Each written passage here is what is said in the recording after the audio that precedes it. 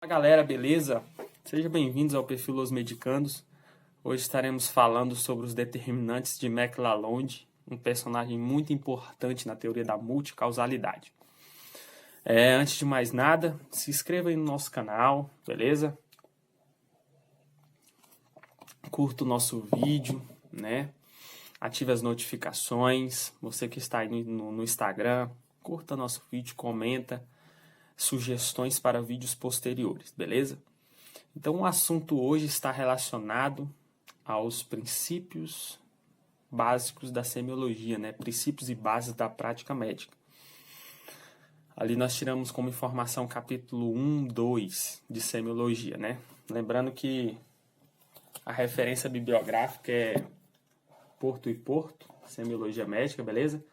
Um livro muito importante que todo acadêmico de medicina precisa ter. A cabeceira de cama, galera. Como diz o Bruno, padrão ouro. Beleza? Então vamos lá, pessoal. Vamos começar a nossa aula. Os determinantes de saúde de McLachlan. Para falar desses determinantes, nós precisamos falar sobre a causalidade, saúde e doença. Nós precisamos falar um pouquinho num contexto histórico. Como que se iniciou essa questão da causa da doença, para podermos entrar nesses determinantes de McLachlan. Então eu vou dar uma pincelada rápida, cronologicamente falando, beleza? Então vamos lá, pessoal. Uma teoria chamada mágico-religiosa. Como funcionava essa teoria? Tinha como personagem o sacerdote e a causa da doença estava envolvida com um castigo divino, uma punição divina. Ou seja, a pessoa tinha uma doença e a causa dessa doença estava relacionada a uma punição divina. Nós vamos observar isso ali nos livros introdutórios do Antigo Testamento, Gênesis, para ser mais específico, Levítico, né? Nós vamos observar muitas pessoas com hanseníase, mas não tinha um avanço da medicina, então as pessoas não sabiam o que estava acontecendo, né, no contexto da época.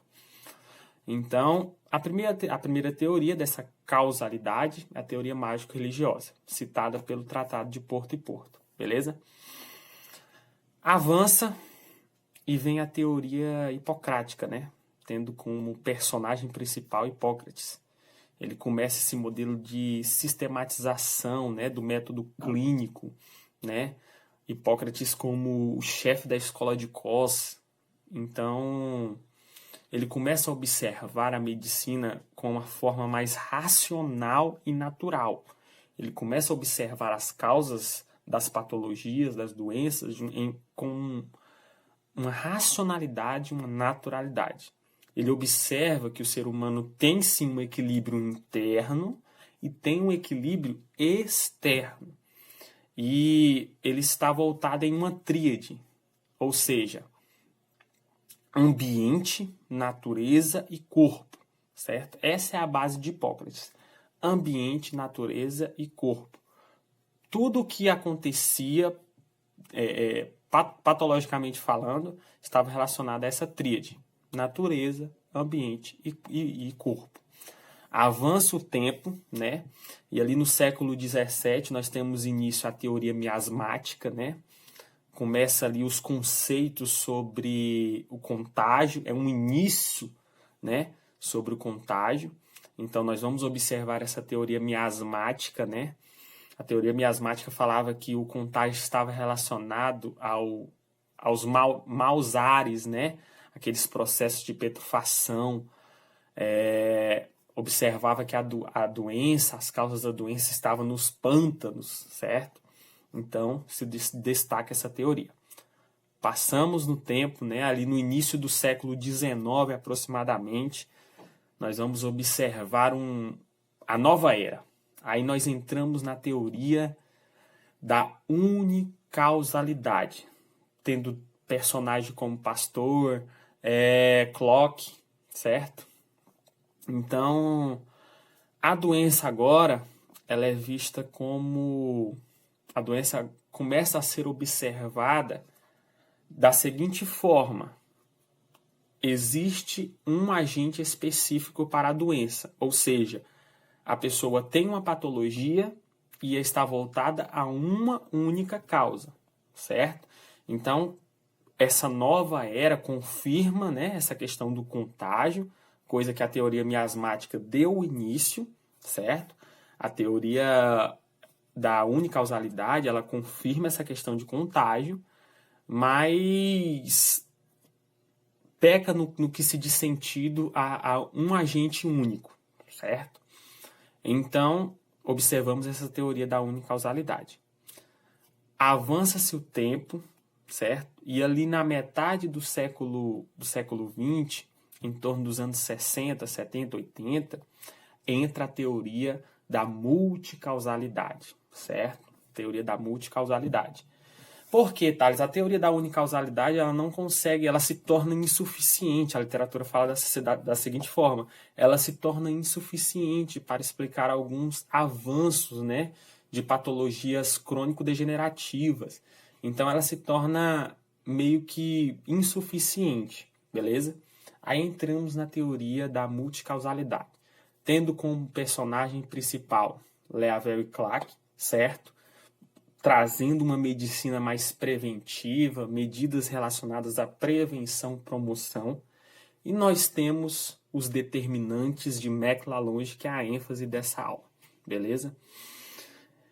Quem foi McLalange? McLalange foi um ministro, né, do Canadá entre os anos aproximadamente 72 a 77, 1972, 1977, e ele teve uma importância muito gradativa no avanço da teoria médica, né, da medicina preventiva.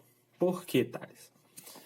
Ele faz um relatório, observe, ele faz um relatório acerca do que estava acontecendo no Canadá, certo? Porque está tendo um avanço de doenças crônico-degenerativas. Então, ele faz um informe chamado Informe de Lalonde, em 1974. Entendeu, pessoal?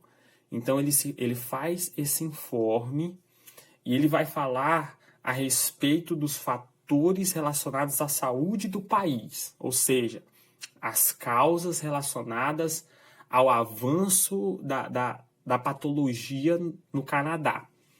E ele vai destacar 4 fatores, ou seja, a doença estava relacionada a fatores biológicos, anota aí no seu caderno, fatores biológicos.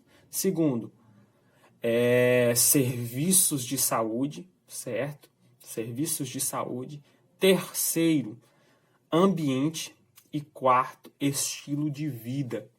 Ou seja, pessoal, o adoecimento naquele país estava voltado a 2 principais tipos desses 4 que eu falei. Ele chega à conclusão no seu relatório que a doença naquele país está voltada a 2 modelos, a 2 fatores, melhor dizendo. O primeiro fator, ambiente. E o segundo fator, estilo de vida. Beleza, pessoal? Então, todas as vezes que você vê sobre os determinantes de Lalonde, você tem que lembrar desses 4, biológico, serviços de saúde, ambiental e estilo de vida, tendo como ênfase o ambiente e o estilo de vida. E com esse modelo, com esse informe de Lalonde, aí tem uma expansão imensa desse modelo em todos os países, chegando até no Brasil. E começa a se priorizar algumas coisas relacionadas ao avanço da medicina. Começa a se observar e priorizar algumas coisas. Quais são as priorizações, Thales? Começa a se priorizar as ações, né, voltadas à promoção da saúde.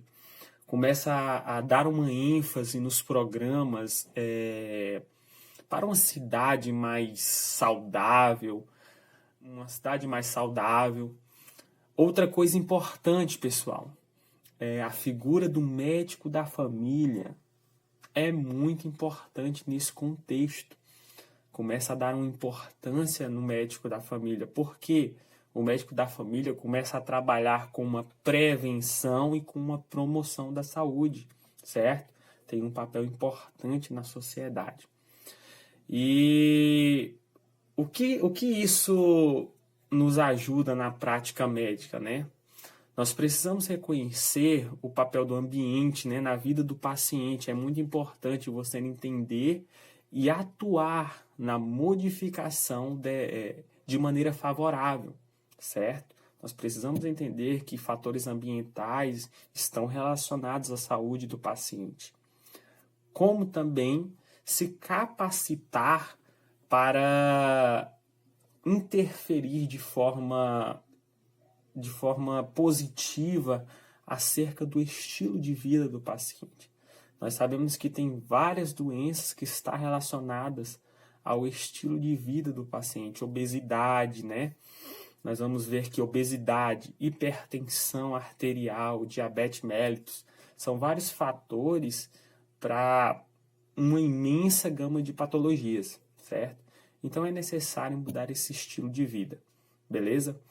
Então é basicamente isso, pessoal. Então esse informe de Lalonde, ele vai falar acerca de um ambiente relacionado à causa da doença e vai falar também de um estilo de vida relacionado à patologia. Beleza, pessoal? Então, eu espero que vocês tenham gostado, né? Todas as informações foram tiradas do Porto e Porto Semiologia Médica, certo? Então, eu espero que vocês tenham gostado, curtam o vídeo e tamo junto aí, pessoal. Vamos continuar compartilhando conhecimento. Tamo junto, é nóis!